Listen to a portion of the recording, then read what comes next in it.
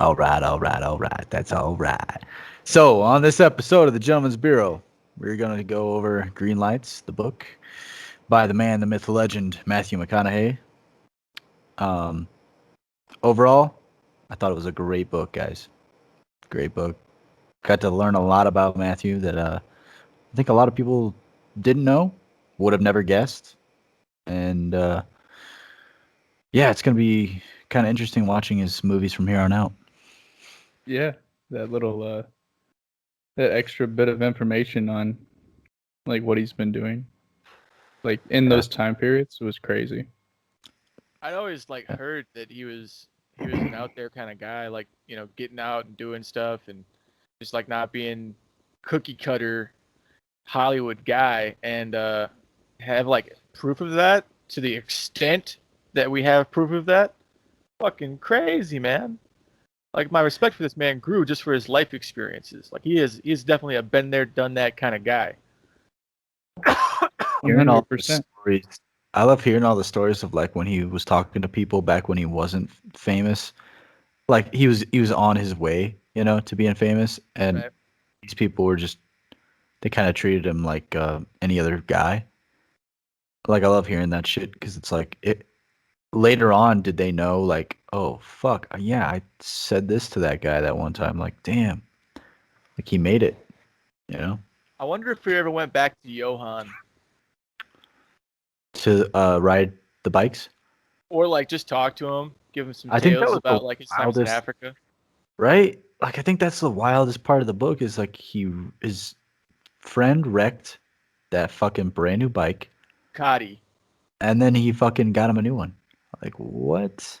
Yeah. It's like complete your trip, bro. It's like You need what? to go ride these bikes. You need to have this adventure. Come back and tell me about it after. Go ride the bikes. Yeah. Crazy. Yeah, dude. His wife Wild, was man. pissed. That would never happen today. It would never happen. It was Nah. very strange. Like I like how with the whole adventure too, since we're on the bike one, it's like he didn't even have enough money to do that trip and he still went and did it. Like you know Yeah, what I he mean? managed to do it. I think that's what people need to do. It's kind of how I do all my trips, actually. I Yeah. get the tickets, and I'm like, I got the tickets. I can get there and I can get back. After Yeah. that, it's on me. Exactly. Just gotta figure it out, I guess. Makes for more interesting trips, man. Speaking of that, like Denver was pretty cool. Denver was fun. We were kind of Seen pooped, a little bit. honestly. The moving was it was super easy, super quick and efficient, but it's just a tiring thing, man. Up and down How do you stairs, think moving stuff. Matthew McConaughey would have did that trip though? I think he would have been proud of us. We were pretty good about it. Yeah. Nice. It started raining right as we went to load the U-Haul. Stopped raining for the drive, and then started raining. It right started before we got raining there. to the drive. Yeah, we were only a few more Three miles quarters out. of the way. Yeah. We were 3/4 of the way, and it starts raining, and it's still raining when we get there. And we're like, come on. Yeah. It was wild, but yeah, we got everything in and out pretty quick. We actually we had the U-Haul for an hour and a half less than we thought we needed it. So Yeah. Nice. Yeah. So what? I guess let's start at the beginning of the book Okay. with his family. He was telling us about his family. yeah, talking about his family. His family's a little out there. His family was very Interesting. rough. Married- I want to Married say. and divorced 3 times to each other. Yeah. That's Yeah. wild. That's kind of crazy. His dad seems like a cool dude. Yeah. Reminds me a lot of the manly figures in my life growing up. Yeah, for Yeah. sure. It was cool. Which I think his family, he talked a lot about his family because his family did shape him also. Yeah. Into who he was, who he is, and his brother randomly, I thought that was crazy. His one brother's a big golfer, and then the other brother is an oil pipe salesman, crazy enough. And his Yeah. dad's like, let's go steal a whole bunch of pipe from somebody, which I thought was hilarious. Yeah. He just randomly, he's like, I got to get into a fist fight with my own father to tell him no, which was just so funny. Yeah. I was like, Jesus Christ. Matthew McConaughey was like one step away from living in a trailer the rest of his life. I swear to God. Yeah. Like Right. at any point. I mean, he I was think in a the trailer for a biggest- while when it was just him and his dad when they got divorced the first time. And he freaking, you know what he did? He lives in a trailer. And in classic McConaughey fashion, he finds a big ass tree, steals a bunch of lumber supplies that today would be worth probably millions of dollars. Yeah. Way to go, lumber. Especially right now. Yeah. And then he builds a monster 13-story treehouse in a big old white pine in Central Texas. Like, what? Where is it? I want pictures. I want to see what it looked like. Exactly. And then Crazy what does he stuff. do? He leaves that town. Leaves it, never goes back. Never goes back. Like at some point, you gotta be able to like, hey, Dad, where was that trailer we lived in? And then you drive there, and you'd be like, now I'm gonna walk through the woods and see if I can find that tree again. It's probably pretty easy. He said it was the tallest tree around, big old white pine. Man, you should go back. Matthew McConaughey, if you're watching this, I need you to go back, see if you can find that tree house. Well, we know he's watching it. He's a huge fan of the show. Doesn't it Of make course. you kind of want to like start writing down things in your life so you have these memoirs, these journals? Like, because he started when he was 14 writing this shit. Yeah, It's like, Yeah. damn, like, how did he know to do that? Like, if he didn't do it, plus, like, you can look back and be like, yeah, fuck, can't believe that happened that one time or that one night. Like, just like, that's crazy. Like, maybe I should start writing a journal of like all of that just in case. I don't know. Right. I mean, it's Well, wild. you talk a lot about the government, so yeah, I think you should keep a journal, just in case. After every single paragraph, I do not feel obligated to kill myself. Exactly. I will not delete myself. Yeah. Oh, what's that other guy? Someone just got Epstein. Deleted. Forget. Yeah. Oh, McAfee, the guy, the antivirus guy, who was like a well-known, like renowned criminal, outlaw, hated the government. He's a well-known criminal. Well, Well, he was a well-known he didn't jive with, and he always posted like he's got 2 tattoos that said like I will not kill myself, I will not uninstall myself. He had one tattoo because it was like because Yeah. he made that McAfee antivirus software and shit. He was like made his fucking bucks and sold the company and fucking lived the like a government baller. like millions of dollars Yeah, he moved to all over where the did world. he moved all Spain. over the world, but they caught him in Spain. But yeah, he tax evasion because Yeah. fuck taxes, right? And Yeah. so they got him on that, and then 2 days in Spain in a Spanish prison, he hung himself. Okay. Exactly. Yeah. Well, Anyway, back to the book. it Back makes to the it- book. Hey, I understand. I It do was the worth. It same was worth thing. no. Yeah. Nice. No. Okay, but of course, like his early childhood, and then like even at like a young age, like he knew how to like work for things. I mean, like he planned it out, and he worked really hard to build that treehouse, which was really really cool. And then like moving forward, high school age, he had that old beat up truck. Well, not really like an old beat up truck, but he just had this big truck, right? And he and everybody kind of had trucks, so he had to work harder to like compete with everybody for girls. And then he went out and got like this brand new sports car, and he didn't have to work for it. Like they were just coming, and then he didn't have like the strive for it. That was really cool. Like he tells that whole story about how he sees that he's getting lazy, and he's like, no, I'm gonna trade the sports car in and get that truck back.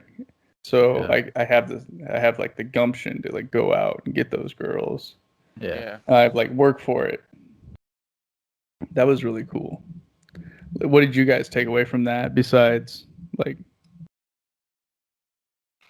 Well, I just took like the demographic aspect of it because of where he's from. Like most chicks like dudes with trucks instead of sports cars when you're out in Texas in the country. Like that's kind of where what I took from it is like he figured out like that's where it's at in his part of living. Like, cool, you're Mr. Exotic now, but they missed the old. Yeah, they missed the old McConaughey. So. Yeah. That's What right. I took away from it that I should get a PA system for my car. Right. PA system for your car. That's it? Yeah, that's what he had, man, in the truck, dude. That's true. He could run around and holler at people. That was pretty fucking funny. Yeah, and that was one thing I thought of when we watched Dazed and Confused was when they were running around with the PA system in the truck and like harassing the new freshman. I was like, that's some shit McConaughey would do.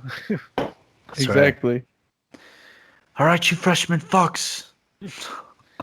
Back in Vietnam, our sergeant, we said 50 of you going in the jungle. He said 25 of you coming out. 25 of you ain't coming back. Sir, every second longer that you could let us live would be great. It's like our sergeant told us one night, one trip into the jungle. Man, 25 of you, 50 of you going in. 25 ain't coming back. God damn. Hard ass. Yeah, dude. Oh, those old fucking. Not everything's about Nam. Yeah, Get out of your fucking element, Donnie. The Nam guys. Oof. Not everything. God, I gotta watch that movie again. Damn That was a it, good one. Walter. Not everything is about Nam. Yeah, for the record, he picks me up and he's been watching The Big Lebowski on his phone in the car. Yeah, Nice. As we're leaving the airport, it's on the scene where he's having that second weird dream where he's bowling himself under the ladies. And I was like, oh, I know what this scene's for. I just heard the music and I was like, I know exactly what this is from. Yeah. I just dropped in to see what condition my condition. Yeah, anyway. The book. What happened after the car, huh? That's when he went to the Doolies. Oh, Jesus. Australia to the Doolies. We got to piece this together. One, the Doolies are just liars because they just wouldn't tell them where they were going. On the outskirts of Sydney. You're going to love it. Yeah. Just outskirts of outskirts of outskirts of outskirts. 2 hours outside of Sydney is still the outskirts. And you knew they were weirdos whenever they were like, oh, a lot of sin in that city. You don't want to be there. And I was like, oh, these people are crazy. that's a sign right there. Yeah. These people are insane. And I played that part for Lane with the audiobook that McConaughey does, and he was like, why do they sound British? And it's like, yeah, like the Doolies are trying to sound British in Australia because they think it makes them sound smart. And dude, it's so funny how he does the voices, man. Because it's probably pretty accurate. Yeah. How insecure was that guy then? If he had to sound British to sound smart and then question a whole bunch of ridiculous shit. He had his office chair on a platform to appear taller. And he would take people into his office just so he could stand on that platform to say something to them. Come on. Yeah, that's a very little man. I've heard of the little man complexes before, but I think that guy takes the cake. Or the mint jelly on lamb, as he said, as he likes. Yeah. Mint jelly goes with lamb. Yeah, man, but I'm just eating lettuce with ketchup on it. I guess that doesn't. Yeah. And I don't even like mint jelly. That's the. Yeah. Dude, definitely. They're both getting weird with that, right? Yeah. At that time period. Everybody's it's eating weird shit. Right? Fucking Australia. I'm surprised I didn't have any Marmite. But the situation's bad when this kid is running in a torrential downpour, hurricane warning, 45-mile-per-hour winds to the president's house to be like, can I get to a different family, please? Mm-hmm. He had the good graces to be like, yeah, I just want to experience more. Yeah, I think he wanted to experience a little bit less, actually. Yeah. And that brings us to our topic. The mystery of the book. Was Matthew McConaughey molested? He said he was molested when he was 18 years old, and when he was 18 years old, he was in Australia. Yes. He said he was drugged and molested at 18 in the back of a van. When And did he say that? He I says did that not in catch- the intro of his book, and then he doesn't address it in the book. Yeah. One, I really don't want to hear about Matthew McConaughey being molested. Like, I'm glad he didn't tell us about it. But Yeah. we've pieced it together, Matthew. We got your code. We broke He gave us the too code. much information. The and, Doolies have scarred you inside Yeah. and out. Inside and inside. Oh, Yes. fuck you. Inside and inside. Oh, Well, yeah, that's they terrible. did it to Matthew, actually. So, Fuck. Anyway, but he didn't become a crazy man from it, so that's good. that's good. That's good. Yeah. Didn't start He's got some molesting other resilience. people. He's got some resilience. Jesus. Oh, I just thought that was so fucked. I was like, oh my God. Why did he say that? Because it was out of nowhere whenever he brings it up in the intro, and it's like, Yeah. what was that? Just rattling everything off. He's like, yeah, I've chased wet dreams in the Amazon. I was molested at age 18 in a van. Like, wait a minute. Hold on. I played baseball. Back it up. I Delete. Continue. played baseball. Got me a home run once. I got arrested molested. playing bongos naked, and I've resisted arrest. It's like, that I'm on board Wasn't for. he stoned too? Yeah, dude. He Yeah. was smoking weed, playing bongos for like 2 days straight after Longhorns beat the Cornhuskers. And then Just on a cops bender. just walked into his fucking house. Yeah. And he said one of them was a Cornhusker himself. Fuck that Apparently. shit. Just be chill, man. Yeah, and then what was it? The same lawyer that got Willie Nelson off of a possession charge was the guy that got him off for $50. Yeah. 50 Yeah, bucks. that was what 50 it bucks. was. And that was, I think that was just like the noise violation. Can you imagine that? But yeah, so he's in Australia. He's being molested. He has to escape this hellhole of a house. And what does he do? He goes. What? Wait. Also, I guess like he had already graduated high school, right? And then Yeah. he has to go to high school in Australia. And he's like, Australian girls suck. Like they don't want to hang out afterwards. They all wear their uniforms. Nobody's driving. Like Yeah. this blows is basically what he says. Yeah. And then he gets the option of like basically blowing off school and then going to like these work programs that he's not paid for, and he gets to do a whole bunch of random stuff in Australia, which I thought was really cool. Yeah. Bank teller, lawyer's assistant, what else? I think he was a carpenter too for a while. Yeah, for a little while. He did a bunch of stuff. Yeah. Yeah, that was definitely cool. And like, yeah, it's weird too. They started him with the junior class because he came in the spring. So he did like the rest of the spring semester with the junior class, so that in the fall when he went to the senior class, he would be with the same people. And it's like, this guy just graduated high school and you're gonna put him back in junior year? What the fuck? The work program made a lot more sense, but he should have gotten at least some kind of payment. Like he is still doing work. I'm sure a few of Yeah. those guys slipped some cash.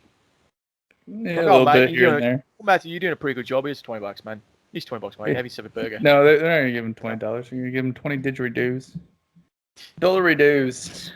$20 right here. Dude, they take a lot more air to Here's push a out koala. than you think, man.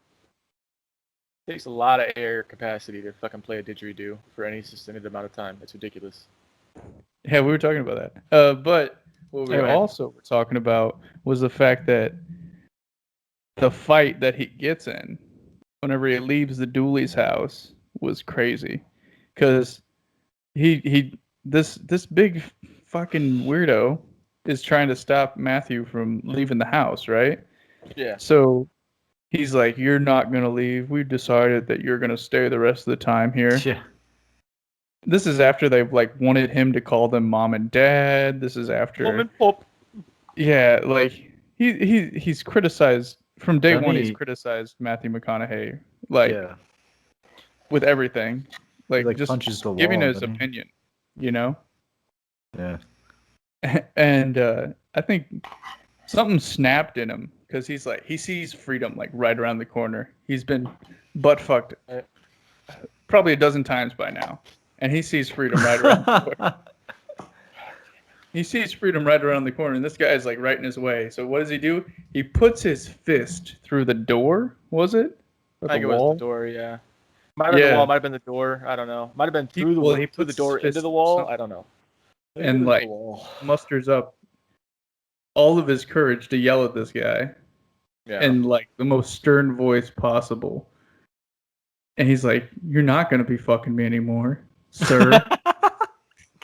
Well, that's not what he says, guys, but yeah. He does not. But we know what really happened. We know what he We really read meant. between the lines, Mr. McConaughey. We got you, Maddie. And, you know, we had a chance for him to like this video. Well, you know, he'll like the next one. He'll probably like it. He'll watch it He a couple might. times. Yeah. I And, hope it's something we can laugh about now, but probably not. I hope so. But yeah. So then he goes from like house to house in experiencing new families, in Australia, having a great time. Gets to like an end party before he leaves. And they're like, "Well, mate, can't believe you survived the dealies that long." And he's like, "You fuckers knew all along? You knew how crazy they were?" And then they come to find out the Dooley son that was living with Matthew's family is driving his truck, fucking his girlfriends, got one of them fucking pregnant, Yeah. having parties in like lake houses and shit. Like he's just living the fucking life. Drained the liquor cabinet. Like what the fuck? It's wild. Best summer of his I'm life. so pissed. You're using my truck. You're fucking my ex-girlfriend. Get the Right. fuck out of here.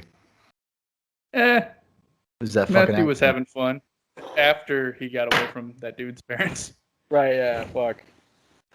I guess Yeah. if you had to change places with like a little African kid, right? And he was driving your truck, fucking your ex-girlfriend, like, would you be that mad? I'd be like, oh, you finally got some fun. Yeah. But yeah. if I'm also getting molested by an African dad, you know, and going to the river and catching fish every day, like, I'd be upset that what I had to go through. I wouldn't be upset that some African kid finally like had a good time. Right. Yeah, I'd be happy for that. But like, this little asshole fucking Dooley. It's just, that's all I would be thinking. It was like a miniature Dooley dad. Miniature Dooley. Fun. Yeah. You think that you just keep on thinking that kid's just like his dad and he's driving your truck and then you're just getting super mad about it because you know he's using some fake British accent. Yeah. Sounds Right. smarter. You're like, you bump his ass. Fucking learned from your father, didn't you? Yeah, for sure. Then he comes back, and he's gonna go to law school. But then No, he still goes. He goes to law school, but he changes to go to like Austin, where if you know anything about Austin, Texas, it's the weird part of Texas, which it's a good thing. yeah, Matthew McConaughey couldn't be in any other part of Texas. I think. Yeah, dude. It's a place where you Austin, can be yourself, man. All you gotta strange. be is yourself. What is his brother's like? You're gonna love Austin, Texas, because you'll look. There's a cowboy to your left, a lesbian with blue hair to your right, and a midget bartender serving y'all, and nobody bats an eyelash. I was like, Austin, Texas sounds pretty cool. I kind of want to go. Yeah, Boys, it's road not trip. the Gentleman's Bureau in Austin, Texas. That's where all those people have moved to, right? Like Joe Rogan. Yeah. There's a big comedy scene down there. We'll do a podcast with Joe Rogan, all four of us over Skype. Yeah, that would be sick. No, Yeah, you get Joe Rogan's obviously place, Joe so I Rogan would do it was over Skype. us.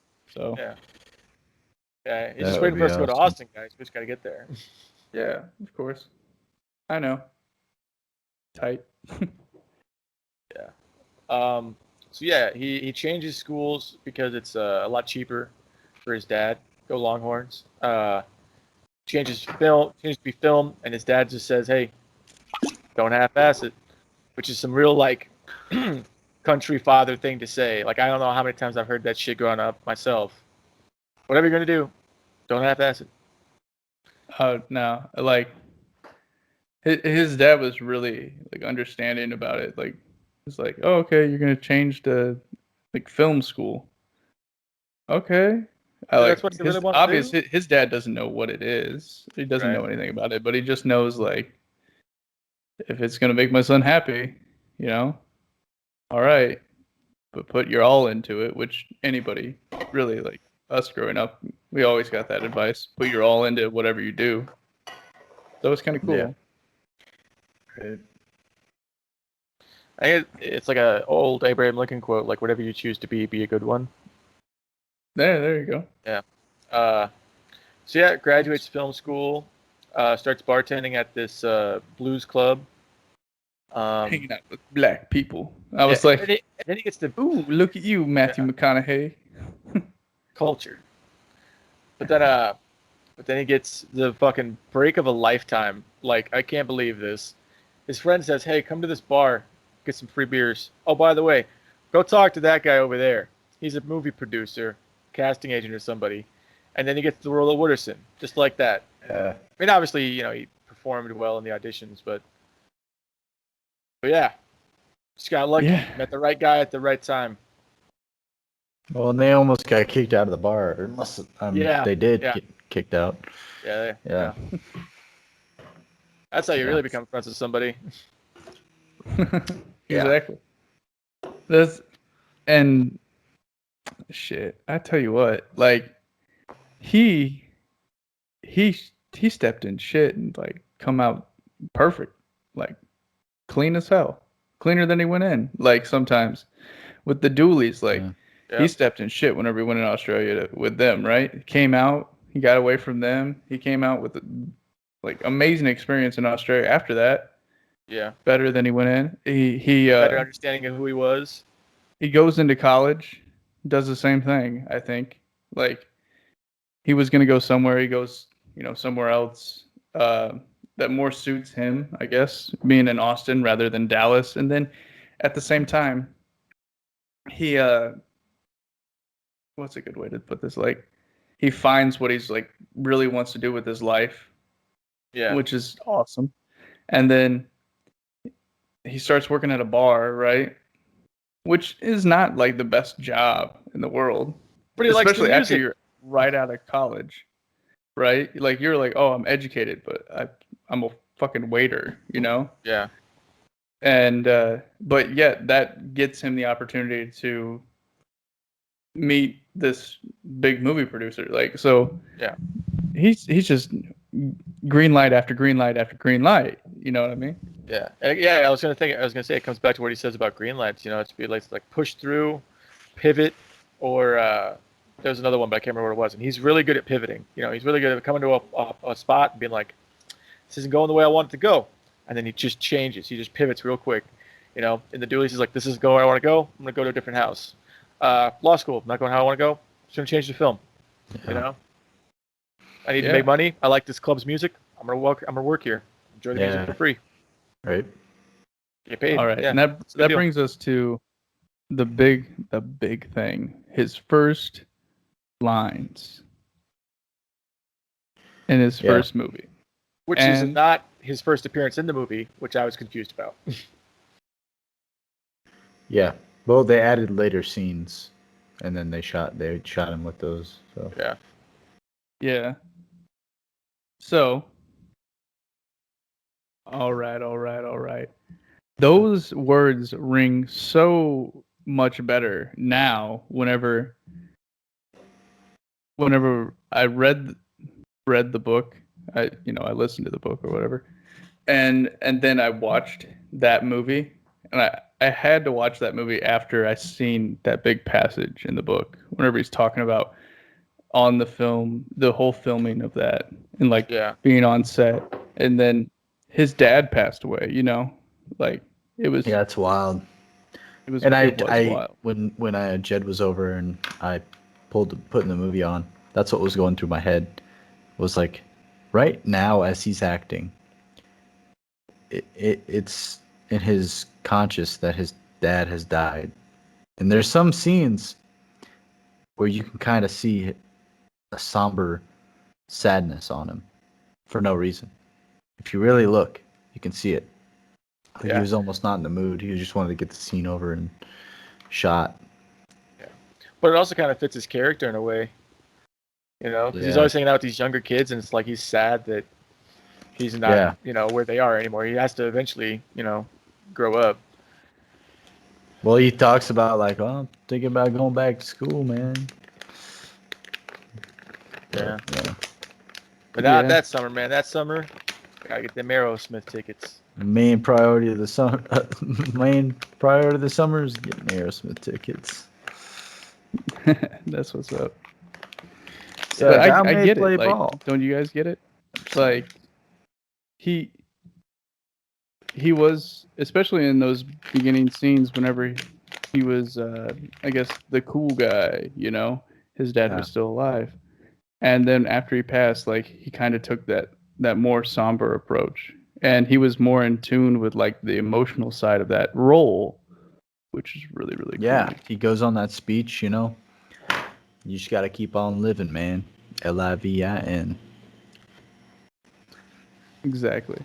Exactly. And oh my god, he put so much into that character. It was amazing. You got to do And what Randall Pink Floyd wants to do. I mean, Doesn't yeah, matter. People are going to try to tell you to do this. People are going to try to get you to follow these rules. Try to follow that. If it isn't this piece of paper, it's going to some other piece of paper. You got to do what Randall Pink Floyd wants to do. Just got to keep Yeah. on living, man.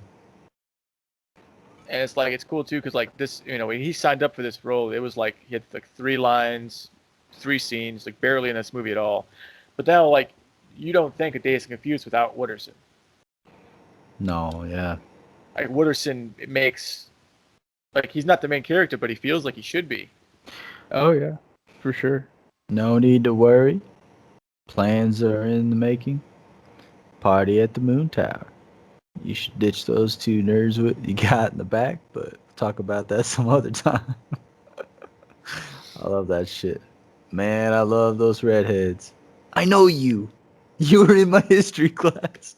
Whatever the fuck he says. Check you later. Check you later. Why you like What that, nerd?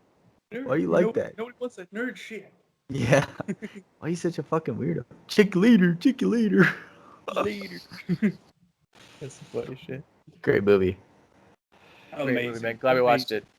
So then after they film Dazed and Confused, he eventually graduates film school and he heads out to California to sleep on the couch of the guy that he was at the bar with, right?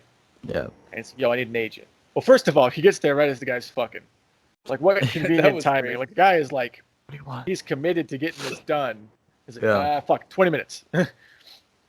And he's like, yo, I need to get an agent. He's like, you don't need shit. You need to get out of here. Send him to freaking Germany? He's like, as soon as you need something, like that's whenever you're fucked already. Hollywood smells neat on you? That's when they went. Him, Slater, and Benny. I want to say it was Benny. Yeah. They went and got those motorcycles, man. Like 4 brand new motorcycles. One's a Ducati, one's another name brand. Like, they were all like good brand new bikes. Brand new. For free. Yeah. Well, $1,200 total. Yeah, they didn't have enough money to like rent the whole thing, like Yeah, the and he whole was like, time or "Fuck it." whatever, and they wanted to go down to like Italy or something. Yeah. Crazy. And like I said before, it was like he doesn't even have enough money to do this, and he's just Yeah. like, I'm hitting the road anyways. The stars aligned, and he still was able to get the bike with the guys, and they were able to go and ride and enjoy, like probably camping out underneath the stars in the mountains, like doing Yeah, all man. that stuff, man. Having I should an do that adventure. tonight. I should do that tonight. Yeah, dude, that'd be so cool. Just Grab driving me a- around Europe. Grab man. me a fat blunt. Go out to the mountains. Just sleep under the stars. Hey, man, don't forget your bongos and your birthday suit. Bongos and birthday suit, baby. Just some There you go. tunes. I think that was what he called that title, that chapter, by the way. But yeah, dude, that was such a cool experience. And then the guy puts one down, totally wrecks a brand new Ducati, and he just brings him another one. Yeah. That was crazy. Dude, that was a little Johan- bit too much. Dude, Johan, you're too good. You're too good of a person, man. Yeah, that guy needs a little bit more respect on his name. You know what I mean? Yeah, man. And God, just imagine, like, he was totally like, man, don't worry about it. Like, you need to finish this trip with you and glad your you're boys. okay. Yeah. Sounds crazy. What was crazy for me? Sorry, you guys something about the bikes? Yeah, I was just gonna say, like, he got so much out of it and he was relaxed. He went back, to Hollywood. But that's not like that's the first trip, and it was like, oh, that trip would be like a life-changing trip for anybody. Yeah. But he doesn't stop there. Like, he just keeps on going. Yeah, He keeps on going and building like his life up. Yeah. Because then after that, he starts getting like work, and then eventually he's like, I can't live with this guy anymore. So he gets a freaking like mobile home, and he just starts like driving around the U.S. in his mobile home. He's like a recording device as he's driving, which is super cool. So he can has his journal in audio form, whatever. Shacking up at random places, meeting cool like local town people, man. That's a freaking cool life. Yeah. Dude, his dog, man, just a man and his dog on the road. The Great American Adventure. And by this point, like, he's not. Is he super famous? Like, he's like known. He's a known actor, but he's not like over the top famous. He has money, When he does How to Lose a Guy in 10 Days, I think that's when he was in New York and like people started coming up to him on like Time magazine, or not Time, but like some big magazine. I remember he talked about it in the book. He's like, then people started to. It was weird. Yeah, like he was like going to get a sandwich 2 days in a row. Yeah. And like one day he was nobody. The next day he was Matthew McConaughey. Yeah. But okay, so he's super famous, but yet at the same time he's doing what like retirees do, like driving around the U.S. just relaxing. And I think that producer told him exactly what he needed to hear is like, don't be looking for it. It'll come if it needs to. Just do your thing and go about your life. I think a lot of people need that advice. I think that Matthew McConaughey has inspired more people to like not saying don't chase your dream, but like don't push too hard. Don't push too hard. Don't let go. Hold on loosely. Don't let go. What I thought was like totally like baller move was whenever he had like a meeting with somebody, he'd be like, oh yeah, well I'm in like halfway through Nebraska right now. Why don't you just fly into Omaha and I'll meet you there in like 2-3 days. And they would just like converge on a bigger place with an airport, have their meeting. They would fly out and he would just keep driving. I was like, that's cool. It's almost like he's just trying to live off the grid, sort of. Absolutely. He just like kept like 2 mailboxes or whatever. Yeah, got all of his mail. I guess one of them was in Denver too. What year was that out? Like, what year was he on the road? Because he probably didn't have a cell phone, right? Or maybe like cell phones just started coming around, so it wasn't like people could just get a hold of him so easily. What if he had a car phone, bro? Oh, dude, I didn't even think about that. Bro, he might have had a car phone. I think he did. I think he mentions having a car phone in the book. That's pretty cool. No. The sports car had a car phone, I think. I don't think its mobile home did. I don't know. But yeah, maybe.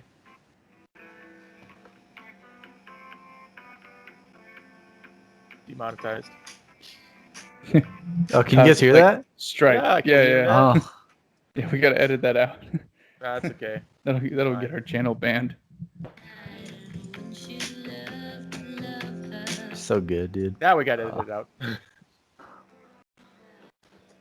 out. Yeah, man. So, dude, that was just so cool. Like, he at this point, he's already had like a dream life. Yeah, he's got to do what he loves, which acting. He's writing. He's on the road. Like, he's had these adventures. Like, you could stop now and just hang your hat on that. Yeah, right? I had a good life. Yeah, but no. What does he do? he keeps going, like out of a dream. A dream. He just dreams some crazy shit, right? Which Not most just people any like. dream, Mark. A wet A dream. wet one. Gross. Was But kinda yeah, gross. he Right, It has, like was in also an kinda funny. Amazon. It was in the yeah, he Amazon, dreams right? about the Amazon and African tribesmen and like just all this over the top kind of stuff. And what does he do? He's like, that's what I got to do with my life. I need to refine myself. And he goes to the fucking Amazon, man. He goes and takes LSD, floats naked down the river. And like that's nuts. That like what is this guy? Like he's telling like I'm reading this or I'm listening to this and I'm like, what is this? Like this doesn't make no, like rational people don't do these things. Why is Matthew McConaughey doing that? Why is little Matthew floating down the river butt naked on ecstasy? Like all from a dream. Like I'm afraid. What if I got too happy in life? Would I get weird? Like I don't know. But after that, like he goes out and he starts doing all these rom-coms, right? Well, I guess he was doing some Yeah, beforehand, he was but known as like the rom-com guy. He's like, I don't want to fucking be the rom-com guy. yeah, but he still needs work, and so he's literally like one right after the other rom-coms.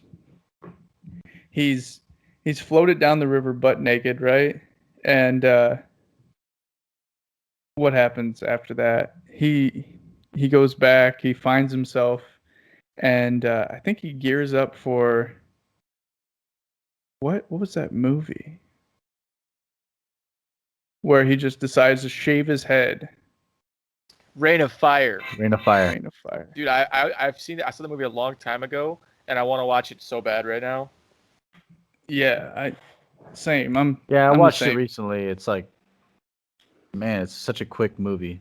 Like you think there'd be more to it, but it's so quick. Kind of not that thrilling, but still cool.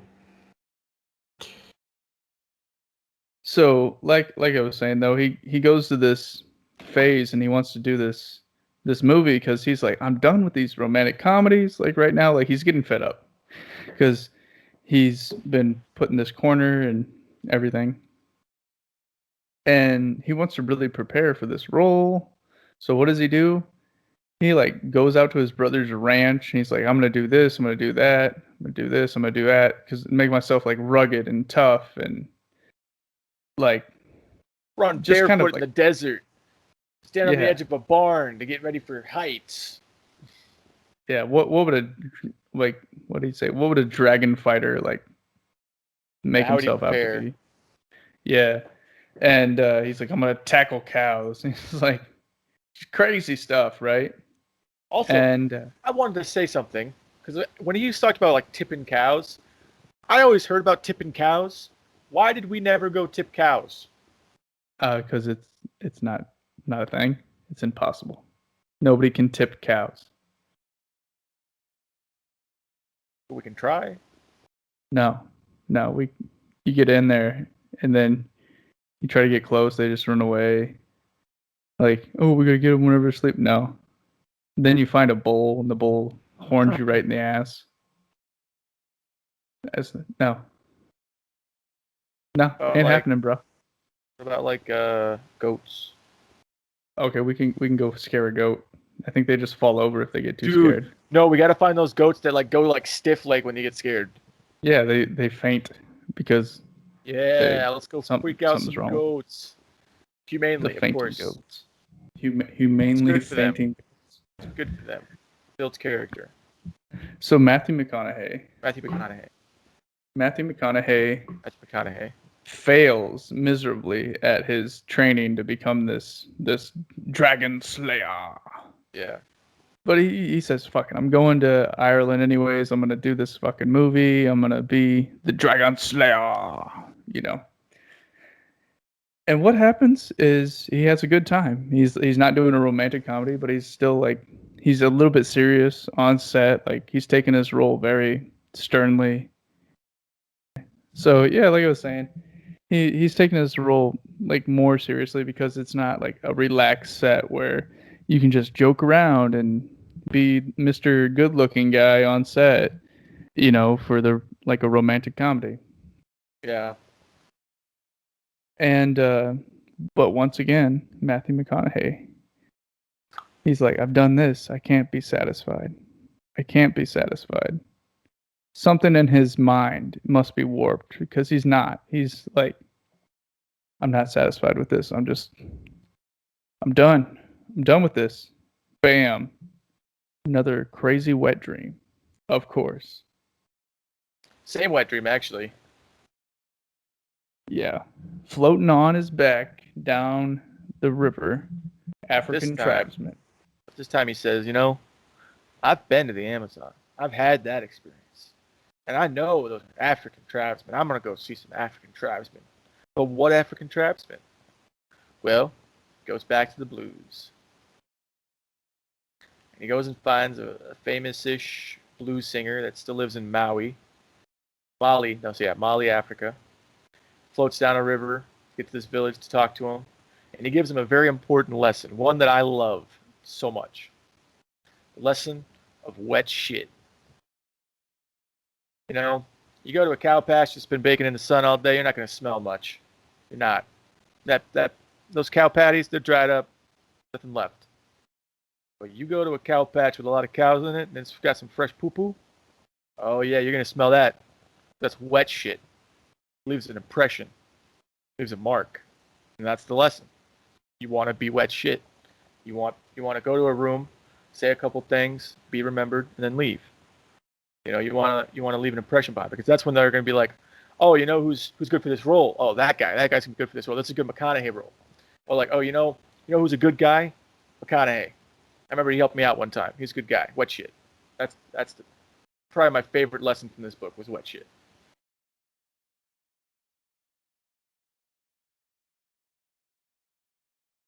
So in Africa, without recapping too much about what he does, he floats down another river. He sees some African tribesmen, but more importantly, he gets into a fight because obviously, if you're famous, you're not going to be like, oh, I'm just some famous guy from fucking America, No, like he's like, oh, I'm a boxer, writer, and of course, whenever you say anything about fighting, like somebody wants to fight, right? Yeah. So Matthew McConaughey gets into this wrestling match with some guy out in the bush of Africa, some tribesman guy. It's crazy. Yeah. And they it was cool how they wrestled too, because it was almost like like a more like regulated match than I thought it was gonna be. Like it wasn't like you guys weren't just gonna fight. They queued up, grabbed each other's waistbands, put their heads into each shoulders, spread out. They had like a power struggle at first, and then they would go back and forth, doing other stuff like wrestling and stuff. So it was a little bit it was a little bit more regulated than I thought it was going to be for the Bush of Africa. And he didn't win, except for the fact that he took the challenge, which was the real win. But he held his own. He sounds like he did decent. Yeah, gained some respect, left a mark. Yeah. He was like bloodied and everything, but he said he was fine. Like he went back to that tribe, I guess, since then. And 15 years, I think he said. Yeah. That was pretty cool. And the same guy walked in between villages holding his hand, even though he had a replaced hip. They didn't get a rematch. Yeah. It's crazy, dude. He's lived such a life, man. Yeah. And he's still pretty young. He's not that old. Yeah, he's not very old. And then what does he do though after that? He comes back. He's found himself again, Yeah. He goes, I think like there was another point where he had to find himself, and it was more like. Well, doesn't he meet that? He meets his wife. Yeah, whenever after Africa, right? Yeah, he meets her, and Yeah. She's Well, I think he dates for a while, and it's not working for him, and then he has his next wet dream about how Yeah. it's okay for him to like he wanted to be a father, never necessarily wanted to be like a husband. So he ends up having like what 22. yeah. No, I think it was 11. No, it was 22. It was 22 moms with 2 kids each, Yeah. That was the thing. or four kids each, because it was 88 kids, and they just like rolled up to him on his freaking like, house, and they just like one by one like went by and met him like he was some kind of mall Santa. But it was like it was like so happy for him. It was like, yeah, I think he said it was like, no, that was the other one. Never mind. All right. But yeah, and then he's like, yeah, I don't really need to be married. I just gotta find, you know, somebody to have kids with, basically. Is what I kind of took away from that. But then he finds a wife anyway. Yeah. He again, like, don't push too hard. Like, the universe will bring somebody to you, kind of thing. Yeah. Bring the opportunity to you. Just Well, and then he with a lot of stopped things. again. Film like he stopped doing movies again because he was like he just kept turning it down, turning this down and that down. And I remember he kept getting offered like so much for this one rom-com, and he was like no, no, and they kept increasing the price like Yeah. astronomical. And then he made it, and then he went on to True Detective, which is fucking badass. I bought that. Um, I think when he takes breaks and he goes back into filming, he really lets it loose because, man, True Detective is a badass film. Oh yeah. And then he had the whole thing with the Series. Dallas Buyers Club. Yeah, where he had to lose the weight and Yeah, and like nobody wanted to like produce it. Like nobody wanted to put the money out for it, and it was like he just kept. He's like, no, we're gonna do it. We're gonna film. He's like, yeah, we don't have the money, but we're gonna start filming in October. Yeah. And they pulled it off. And then I didn't it like win an Oscar. Yeah, I think so. Yeah. Which It's crazy. He had went to that. He was the guy he was portraying. portraying. Yeah, I don't know what I'm trying to do.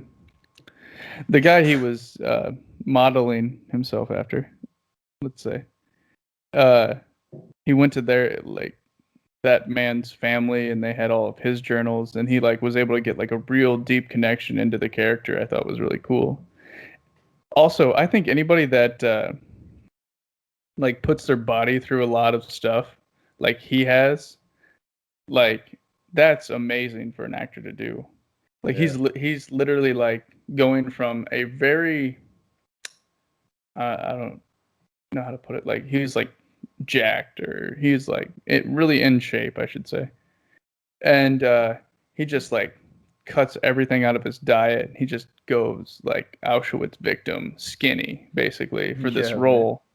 Maybe not the best choice of words, but he goes like total opposite direction.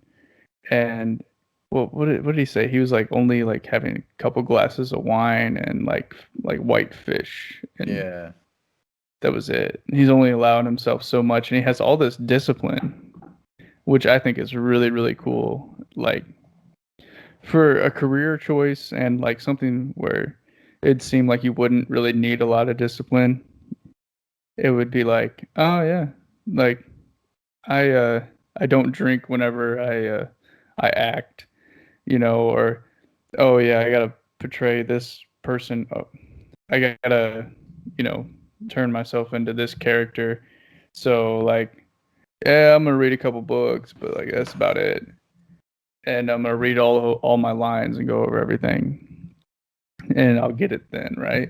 But then, like Matthew McConaughey is like, oh, I'm gonna stop eating because of this. I'm gonna run out in the desert because of this. Like he pushes himself way further than most actors do. Like I wonder if Jed gets the role of like, you know, farmer number 4 in something, right? Is he gonna go out there and like plow a field to like really get in the role, or is he gonna, just like, oh, I read a book, like I got this, you know? And I think that's what separates like Matthew McConaughey from a lot of other actors, which I thought was really cool. Right. reading about that, like in that one like movie in particular, because that's his big like re-entry, like oh yeah, okay, he did Magic Mike, and that's where he was jacked actually, and then he does Dallas Buyers Club, and he has to go in the opposite direction. That's what I was thinking. Yeah, Jed, you're muted. Thank you. Thank you. So a lot of that comes down to like how actors approach movies, and like you talk about like method actors. And those would be the guys that like that's what they do. As soon as they get a role, all they do is research it until they do the role, and then they just act like that all the time. They don't leave character until the shooting is done. Al Pacino's a pretty famous one. I think he dialed it back when he got a little bit older, um, but yeah, I like his approach. He's trying to get to the root of it, right? Like what he did with the Rain of Fire. That's not exactly what a dragon hunter would do. Dragon hunter would probably just go hunt dragons and learn on the fly. They probably just train for something else. And then this, I don't know how he got into killing dragons. That's my question, I guess. Yeah, I would. What I like to do is I like to read about like who this character is. So if I'm playing a farmer, I'm gonna read about like what kind of farms they have in that area, and like, I'll try to pick up some like, I'll try to find like newsreels of people from that area talking, or like try to like look at research of like that time period, and try to get like what we're talking about, like, what's going on, what am I thinking about? Because I want to get like more in the mind of my character, but that's just me. Anyway, but yeah, he's really good about getting into a character. Yeah, that's and what that's one thing I noticed about Wooderson. Like Wooderson really seemed like Matthew McConaughey. Oh. Like I feel like if you just gave Matthew McConaughey the background, I feel like boom, that's him. It was easy for him to do that, I guess, though, because he modeled that character off of his older brother. So Right. So it was in a sense him in a way, like he knew the character through and through. But after that though, like I guess it was incredible the amount of detail he put into a movie that wasn't even getting funded properly, right? And like he was so passionate about changing his career that he was like, I'll do whatever it takes almost. That was really cool. And I think they kind of like leave it after that movie, right? They don't talk about anything else.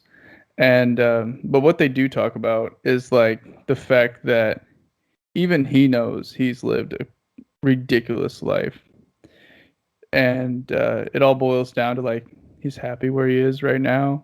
He's happy with like his family and everything. He's like happy that he's a father to two kids and a like really understanding wife and like really supportive wife, and it was just really cool. Like all around, Matthew McConaughey's journey has been insane. And I know we kind of like gave you some highlights of the book, but we didn't even scratch the surface on how amazing the book was or very is. well written. So yes, very well written, because Matthew McConaughey being a writer, he writes his own biography and tells an amazing story. He knows exactly what to leave in, what to take out, and maybe even more. I don't know. Like, Yeah, and I would highly recommend. Like I know, I listened to the audiobook that he narrates, and I know Mark and Lane listened to a different one. I would definitely recommend the audiobook that he narrates, just because you get that extra little bit of McConaughey flair, and like he does voices for certain people that just really elevates the story, and he puts like a little bit of extra stuff in there, like little side comments every once in a while, that I don't think you'd get otherwise. So, yeah, definitely a good book. Definitely worth a read or listen. Yeah, and if you're gonna listen to it, I recommend McConaughey narrating it. But yeah, what do you guys think? What's your takeaway? How about you, Nala? She loves it. She loves the book. She Yeah, said I believe Greenlights is my favorite book. I read it every night after I eat my kibbles.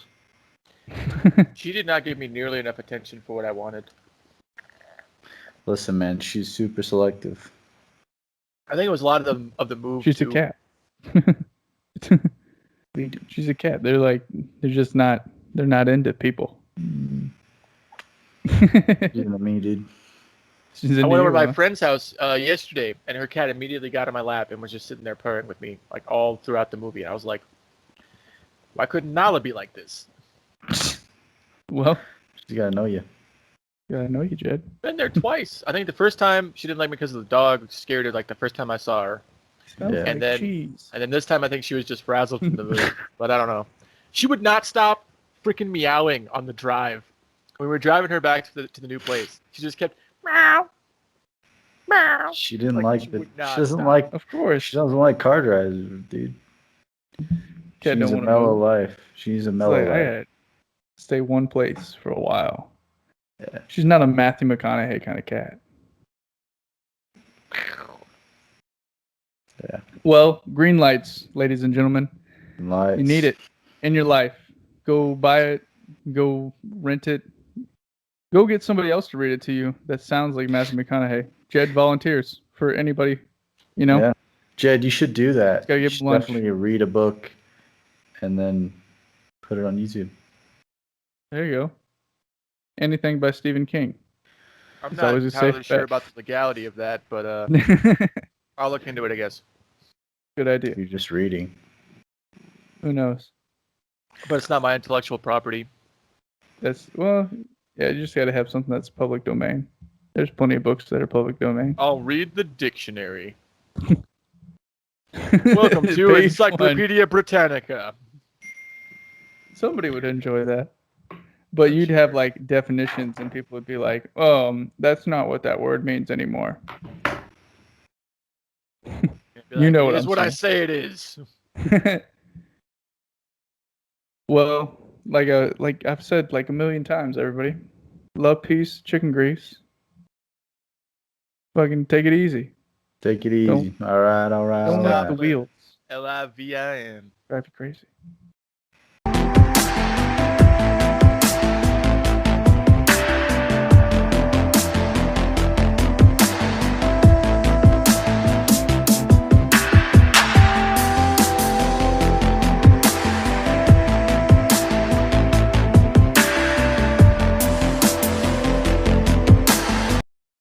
It's green lights. Way past 35. This would be like Fucking 41. green lights, bruh. Court reports don't have numbers. All right, well, let me do the intro to this. All right. Hold on, I gotta practice. Lights. right. Green lights. Passing on through them green lights.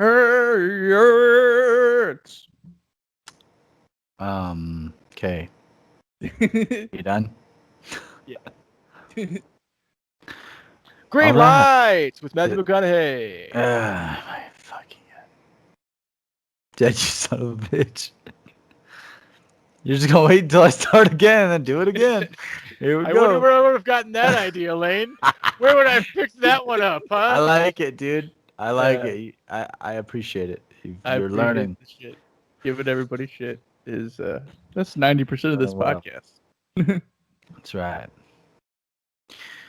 All right, all you guys. shit. And Piece of shit.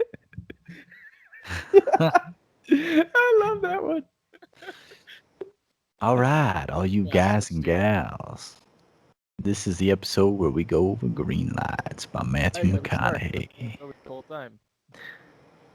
I can't Oh. hear Jed because he's a little bitch and hasn't turned his shit up. But that's all right.